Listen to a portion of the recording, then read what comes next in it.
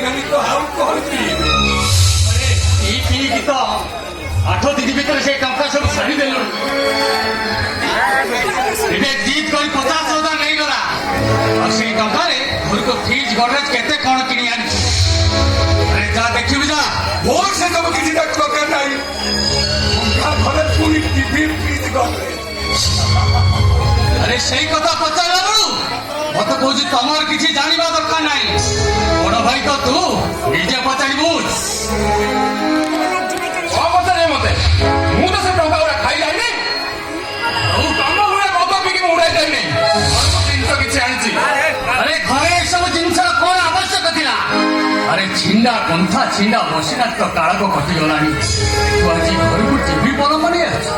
ଆରେ ନିଜେ ରୋଜଗାର କରି ଯଦି ଆଇଥାନ୍ତୁ ଭଲ ହେଇଥାନ୍ତା। ପରିସ୍ଥିତିରେ ପଡି ପୁଅଟା ବୋଉଟାକୁ ବିକିଦେଲା। ସେଇ ଟଙ୍କା ତୁ ଖାତିରି ଦେଖାଉଛୁ। ଥାଉ ବାପା। ପିଲା ଲୋକ ପାଠଶାଠ ପଢୁଛି, କଲେଜ ଯାଉଛି। ସିଏ ଆମ ଘର କଥା ମୁଣ୍ଡ ପୁରେଇବ କାହିଁ କହିଲ?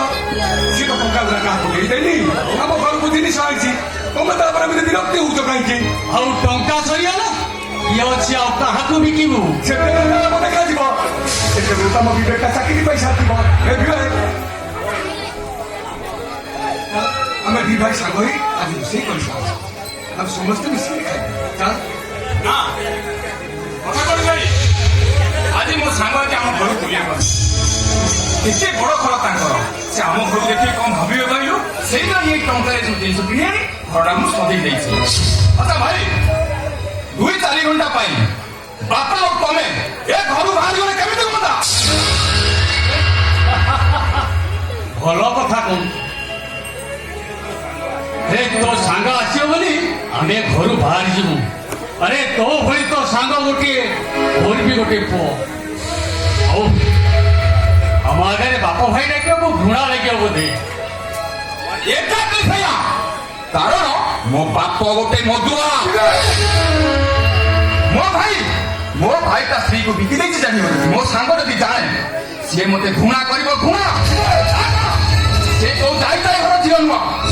ଦୀପାବତୀ ମାନଗୋବିନ୍ଦ ମହାପାତ୍ର ଦିଅ ବାଛି ମହାପାତ୍ର।